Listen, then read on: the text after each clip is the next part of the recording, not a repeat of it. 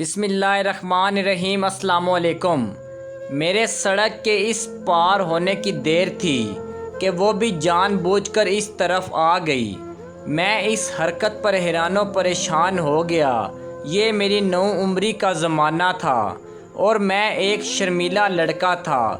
چند دنوں سے مجھے اس بارے میں ملبوس ناقابل فہم عورت کا سامنا تھا جو 40 سے 45 سال کے لگ بھگ تھی۔ کیا کرتا؟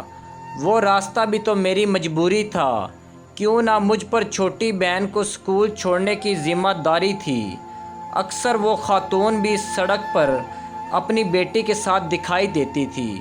اتفاق دیکھیے کہ محترمہ کی بیٹی میری بہن کی ہم جماعت تھی۔ اس طرح کئی روز گزر گئے۔ میں گویا خاتون کی توجہ کا مرکز اور محور بن چکا تھا، یہاں تک کہ جب میں نماز کے لیے مسجد جاتا تو وہ گاڑی میں بیٹھی میری راہ تکا کرتی۔ شب روز کسی انجان راستے میں گزرنے لگے۔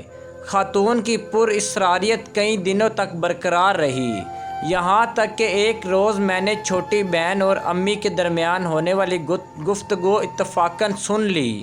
بہن نے کہا، وہ پر اصرار خاتون بھائی کو دیکھتی ہے، کیوں نہ ان کے بیٹے کی شکل بھائی سے کافی ملتی جلتی تھی اور اسے ناحق قتل کر دیا گیا تھا۔ جب چھوٹی بہن کے یہ الفاظ میرے کانوں میں پڑے تو میرے رونگٹے کھڑے ہو گئے۔ مجھے ماں سے جو ان کا بیٹے کے بچھڑنے کا دکھ کا احساس ہوا، بالآخر مجھے خاتون کا اضطراب سمجھ آ گیا۔ ممتا کا دکھ مجھے بھی غمگین کر چکا تھا۔ اگر آپ کو میری کہانیاں اچھی لگتی ہیں تو مجھے ضرور اپنی رائے سے آگاہ کیجیے گا اور میرے چینل کو سبسکرائب کیجیے گا۔ اللہ پاک آپ سب کو سلامت اور خوش رکھے۔ خدا حافظ۔